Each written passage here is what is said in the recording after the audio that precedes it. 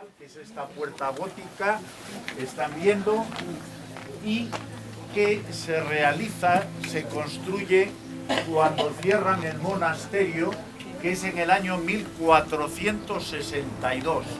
Se cierra, y les digo cerrar porque la iglesia estaba inconclusa, incompleta, porque cuando la construyen en el siglo XII, a finales del XII, solamente tenía 2 arcos. Y en 1460-62 concluyen otros 2 arcos y cierran hasta donde les llega el dinero. Esta iglesia, en vez de los 4 arcos que tiene, debiera haber tenido por lo menos 5 o 6 por la altura del techo. Tenía que haber sido más larga para mantener las proporciones. Entonces, como se les acabó el dinero, tuvieron que constreñirla y dejarla un poco más corta como la vemos ahora. Pues esta puerta es gótica y tiene es en arquivolta, es decir, que tiene varios arcos superpuestos, le da profundidad y está presidida por un calvario. El calvario siempre es la figura de Cristo en la cruz con la Virgen y San Juan. Y este calvario es un calvario particular porque está Cristo, está la Virgen y a la derecha de Cristo, es decir, a nuestra izquierda, está un monje en vez de San Juan. Y ese monje es San Bernardo de Claraval, que fue no el fundador del Císter al que pertenecía este monasterio, sino su gran difusor. Él no lo fundó, fue de la segunda generación ya del Císter, pero fue el que más lo difundió por Europa. La orden, cuando él ingresa, tiene 6 u 8 casas únicamente, y cuando muere tiene más de 300 desde los países nórdicos hasta el estrecho de Gibraltar. Bien, y luego ven que está adornada con hojas, bien, pueden ser acantos y algunos dicen que pueden incluso ser de col o de berza, por la cantidad de hambre que la berza quitó en la Edad Media, en forma de sopa o de ensalada. La col y la berza en la Edad Media, junto con las ortigas, eran un recurso alimenticio muy frecuente. Y les digo las ortigas, pues dirán, pues si ahora las ortigas casi no hay. Bueno, pues entonces se cultivaban y se recogían en grandes cantidades, porque una vez que se hierven ya no pican, lógicamente, y se tomaban en sopa o se tomaban también en ensalada. Y luego tenemos aquí las figuras de varios monjes. Les falta la cara a la mayoría, bueno, a la mayoría, prácticamente todos, salvo 2 que conservan un poco. Aquí hay que tener en cuenta, cuando la Guerra de la Independencia, durante más de 2 años, hay un destacamento francés que hizo de las suyas todo lo que pudo, ¿no? Y los monjes se sabían qué oficio desarrollaban por lo que tenían en las manos, pero resulta que ha desaparecido porque se lo rompieron, y salvo el portero, que tiene la llave colgando, está tan pegado al hábito que no lo pudieron romper.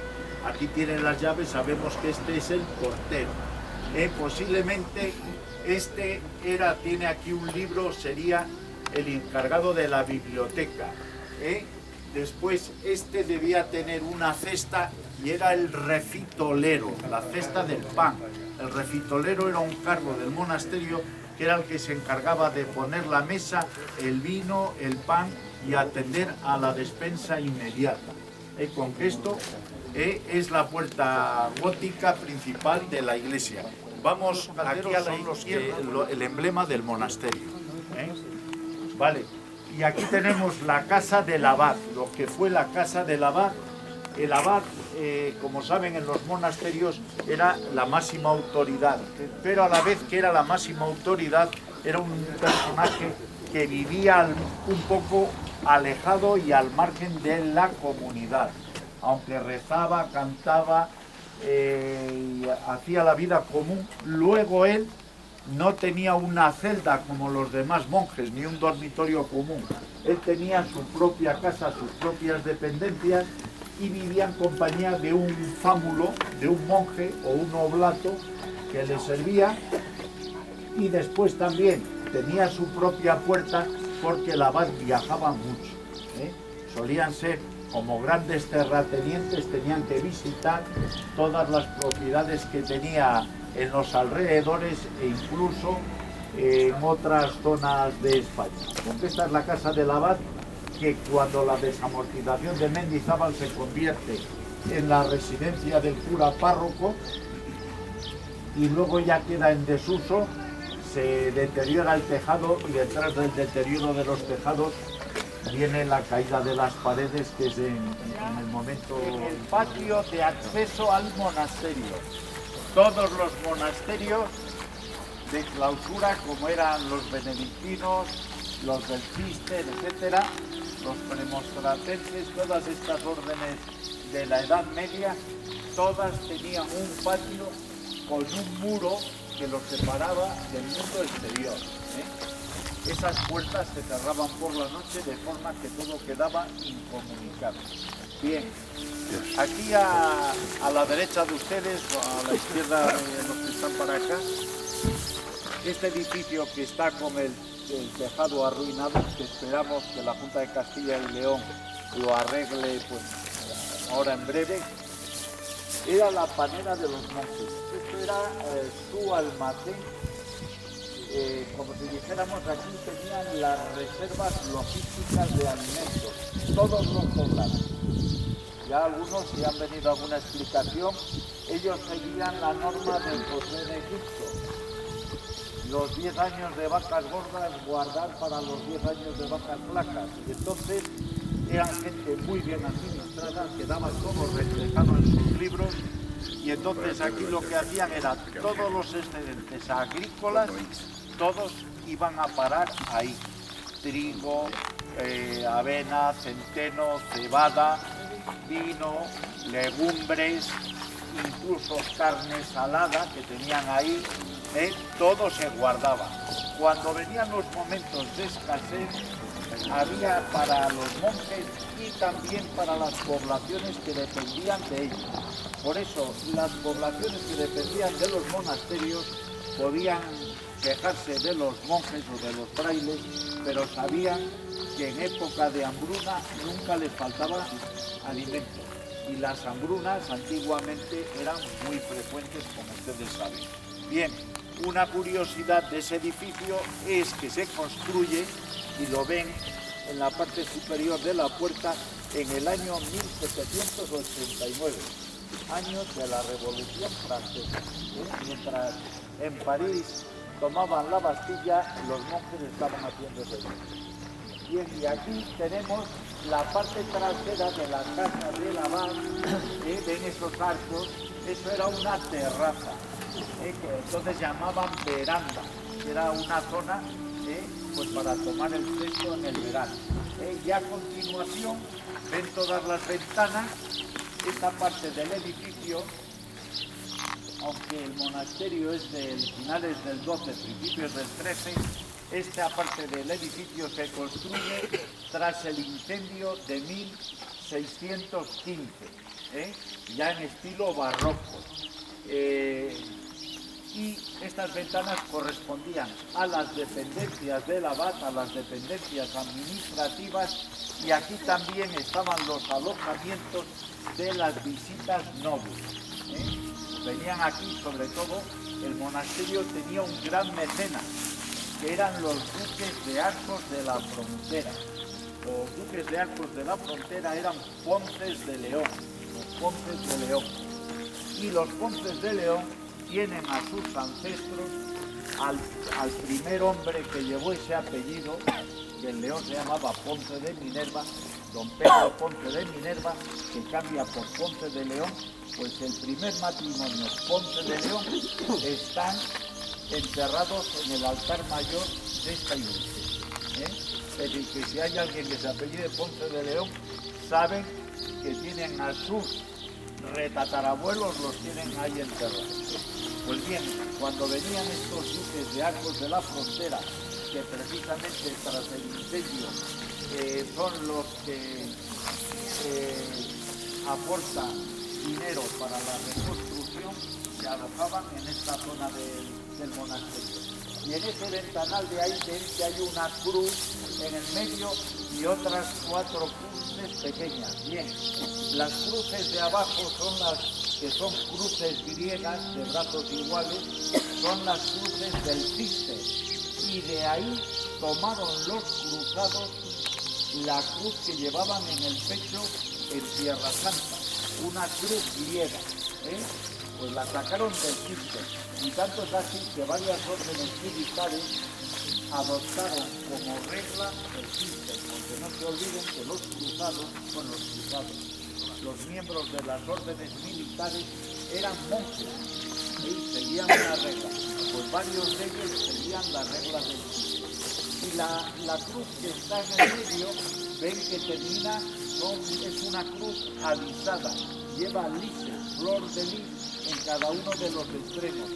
Esas son las típicas de las órdenes militares españolas, la de Alcántara, la de Montesa, incluso la de Santiago, aunque es una cruz alargada, la de Calatrava, todas estas órdenes militares, su cruz procede también de la del Ciste. Y después lo único que cambia es el color. La entrada principal del monasterio, lo que llamarían la portería. Aquí está la puerta que da al claustro, no podemos entrar porque la Junta la tiene cerrado. Los que quieran luego pueden ver un poco el claustro, es un claustro barroco que sustituyó tras el incendio de 1615 al románico que había. Los que conozcan Silos, el claustro de este monasterio era igual que el de Silos, era un claustro románico precioso. Pues desapareció y lo poco que quedó de él, en vez de conservarlo y reconstruir las partes dañadas, lo tiraron todo y lo hicieron a la moda del momento, que era el barroco. Bien, pues estos arcos son a la moda italiana y esa puerta es la portería del monasterio. Ahí estaba el hermano portero, como hemos visto es uno de los monjes, el único que mantiene el símbolo de su cargo y era el que recibía las visitas. Y aquí a la derecha está la entrada a la despensa inmediata del monasterio. Y el cargo que les he dicho antes era el del refitolero, el que se encargaba de los alimentos inmediatos. En cambio, allí donde se guardaban las reservas de provisiones, los excedentes, esos eran del curador, del administrador, el que llevaba toda la gestión de la casa. Bien, pues esto era la portería. Y desde aquí ya les digo, entraba, es en la parte de arriba, está un ala que era el ala de la enfermería, que estaba orientada al sur. Aquí es muy importante en estos edificios la orientación sur, porque no había calefacción y entonces tenían que aprovechar toda la carga del sol lo que pudieran.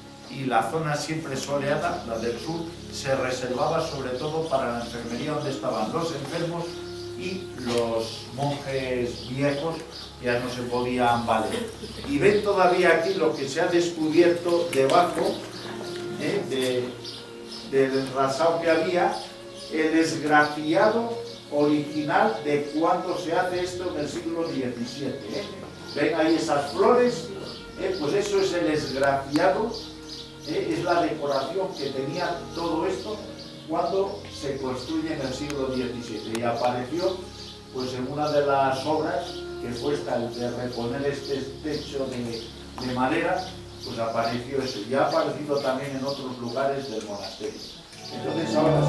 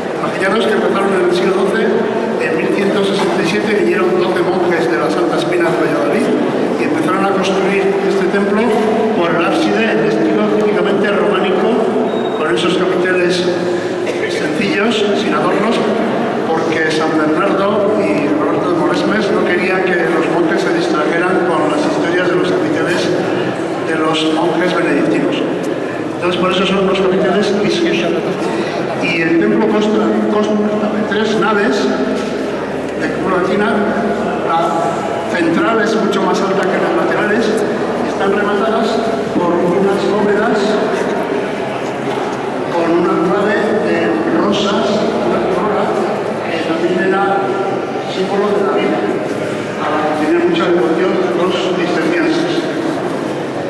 El templo, a medida que pasó el tiempo, pues se adaptó también a las bodas y acabó en el siglo XV, con lo cual los otros arcos, como veis, son ojivales, ya de tipo gótico. Cambió el estilo a lo largo de 3 siglos, pues empezaron con el estilo gótico de la época. Por otra parte, aquí en el ábside central había un antiguo retablo de tipo románico gótico que fue sustituido por este barroco, donde se nos narra la historia de San Bernardo en unas tablas realmente magníficas. Fue construido por un monje que casualmente se llama, como un político ahora, Pedro Sánchez. Bien, pues consta de 2 pisos, 3 calles, y en cada tabla va representando alguna de las historias de los milagros de San Bernardo. Por ejemplo, aquí vemos a Cristo bajándose la cruz para dar un abrazo. En la de arriba se ve a San Bernardo ordenando al demonio que haga de rueda del carro de la iglesia por haber atentado contra ella. En la otra se ve a San Bernardo curando a un soldado que podía ser su propio hermano Gerardo, que después se hizo monje cisterciense. Y la más simpática es la de abajo, donde se ve a la Virgen mandándole un chorro de leche como símbolo de alimento espiritual y material a la vez. Luego en el centro está la Virgen Reina del Cielo, que llama la Virgen de la Salud. En este pueblo hay gente que se llama todavía Salud, la Virgen está de la Salud, a la que tiene mucha devoción. Debajo está el Espíritu Santo y arriba el Calvario con los escudos de la Orden y la Virgen y San Juan. A los laterales de estos arcosolios, como ya sabéis, están los fundadores, los que mandaron venir a los monjes de la Santa Espina, que eran Pedro Ponce de Minerva, el alcaide de las Torres de León, señor de Mallorca, de Banderas, de muchos pueblos del antiguo Reino de León, y su esposa, Estefanía Ramírez, que también fundó después el monasterio de Carrizo del Barribero. Dentro hay otro retablo, es dúplice. Vamos a ver si pasamos también era un altar con su sagrario donde celebraron la misa. Tiene un relicario, 11 reliquias de diversos santos tan verosímiles como pueden ser los santos inocentes, San Blas, Santa Domitila, San Presio, nuestro padre San Bernardo, por ahí. Esta seguramente era más cierta que las otras, pero bueno, las reliquias eran importantísimas porque en aquella época que había muchas enfermedades y no tenían antibióticos, pues todo el mundo estaba enfermo. Entonces, rezaban mucho a los santos que eran intermediarios entre Dios y los hombres y muchas veces se curaban por su gestión. Y ahí tenéis esvotos de gente que se había curado. Esta es de 1914. O sea, hay cuadros también por ahí por la iglesia de gente que se curó. Pero esto no estaba cuando en el siglo XII se construye la iglesia. Lo que veía la gente en el siglo XII simplemente era esto. Lo más importante, que es el ventanal orientado hacia el este, hacia Jerusalén, desde donde viene la luz. Nuestra religión viene del este, entonces la luz es símbolo de esa revelación. Y esto era lo que le importaba sobre todo a los monjes cistercienses. Y luego el abad era un señor feudal importante, tenía jurisdicción civil y criminal, religiosa, y ahí tenéis el subáculo, el símbolo del abad, es la columnita colocada en una columna, es el símbolo de su autoridad. Todo el mundo lo estaba viendo y decía, pues, ¿qué manda más? Fijaros también la solidez de las paredes, que desde la escalera para acá tiene casi 1 metro y otro tanto para allá. Para la eternidad. Bueno, salimos por ahí por los operativos de las columnas armónicas osciladoras, ¿no? Pero bueno, que es uno de los pocos que quedan de los 9 que tenía el monasterio. El coro estaba allá arriba y la asociación por monumenta es la que lo hemos rescatado, prácticamente ya estaba desahuciado. Lo hemos restaurado, lo hemos colocado ahí porque no tenemos medios para subirlo donde estaba. Pero bueno, que sepáis que ese retablo o ese coro estaba en el Parque de la Basura. Nosotros vamos a 400 italiano, extraña gótica, viene al altar y en él se ve perfectamente ya la expresividad de los rostros, los ríos de los vestidos. Esta será una de las mejores tallas que hay ahora mismo en el monasterio. Ahí está la quinta angustia, son los dolores de la Virgen, cuando después de ser bajado de la cruz la ponen en sus brazos, una piedad. María Magdalena, María Salomé, José de Arimatea, Nicodemo. Acerca al micro, que casi no se te oye. Sí, bueno. Digo que esta será una de las mejores tallas que tiene ahora mismo el monasterio. ¿De acuerdo? Ahí está San Geloteo, que es un obispo de Segovia, que es un monje, y en el pecho tiene una hormiga que es su mandíbula. También aquí está San Bernardo, que es el reformador de los cistercienses, bueno, de los monjes negros. Ahí estaría San Benito, el anterior que funda la Orden de la Regla ahora, monjes negros, y luego San Benito hace la reforma de los monjes blancos cistercienses, que todavía quedan unos cuantos en España. Aquí en León quedan de Carrizo y los de las monjas. Cuando venía a la misa con los monjes. Es una portada románica preciosa. Fijaros en esas arquivoltas que se llaman de arcos o de puntas de diamante, que simboliza que eran de protección real, porque el rey Fernando II, hijo de Alfonso VII, es el que protegió la fundación de este monasterio juntamente con el teniente alcalde de las Torres de León, Pedro Ponce de Minerva. Y también hace un guiño a las corrientes de agua que hay en este lugar, en este terreno. Daos cuenta que estamos en un sitio que se llamaba Viridis Saltus Novalis, y viene Villaverde San Noval.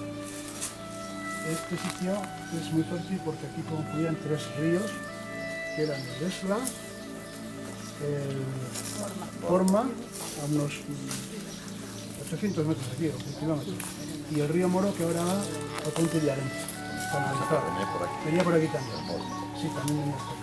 Muchas veces se inundaba todo esto. A los cistercienses les gustaban los valles apartados y fértiles, con mucha abundancia de agua.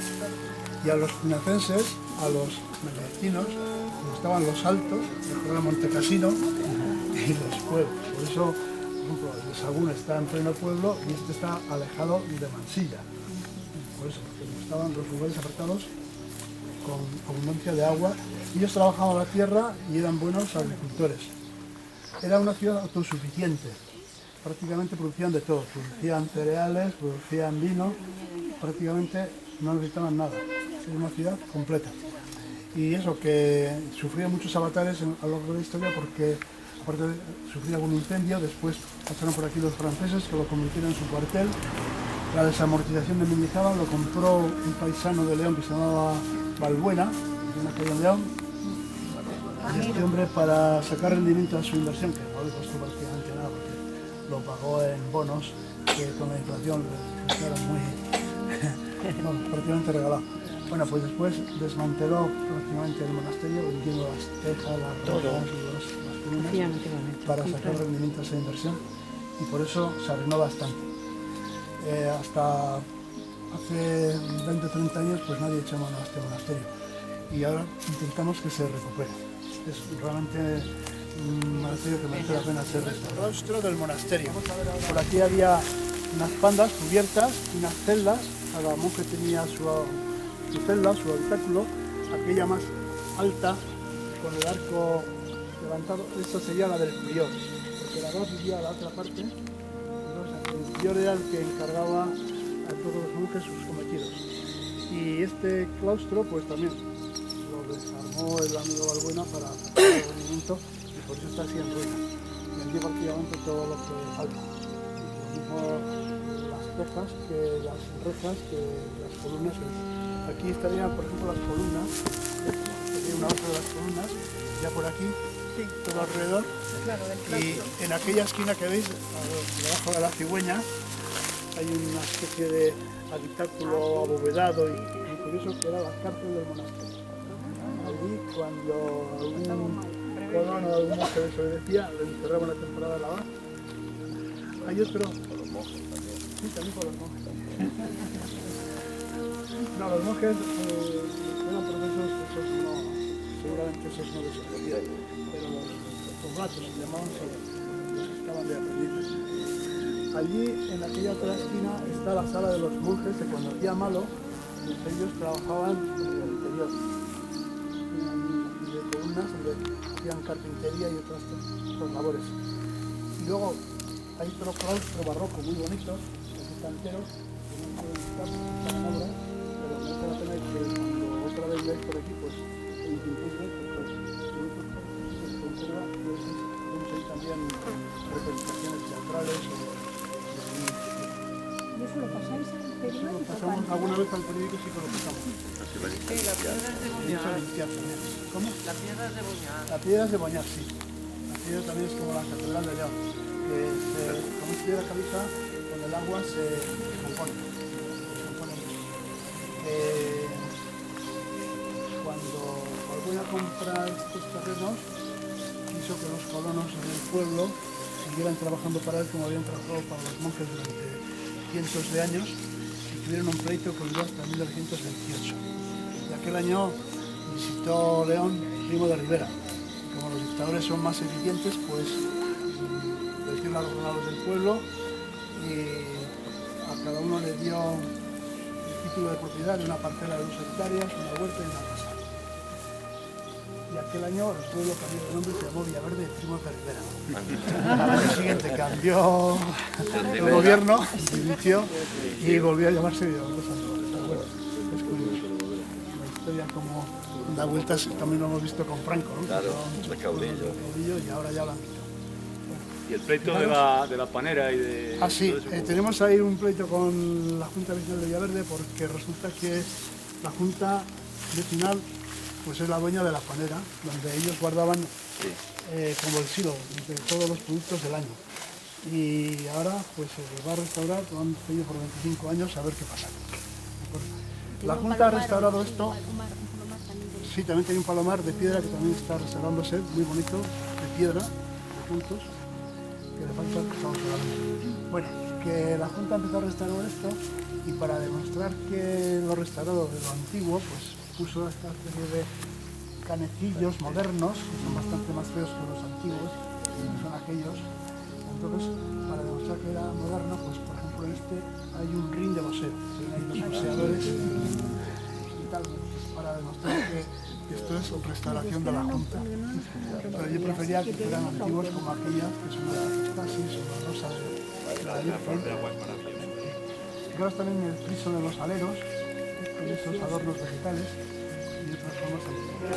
Vamos del año del Señor de 1462 años a 28 días de marzo, el honrado varón don Pedro Díaz Vega, abad de este monasterio, comenzó esta obra en servicio de Dios de honra de Santa María de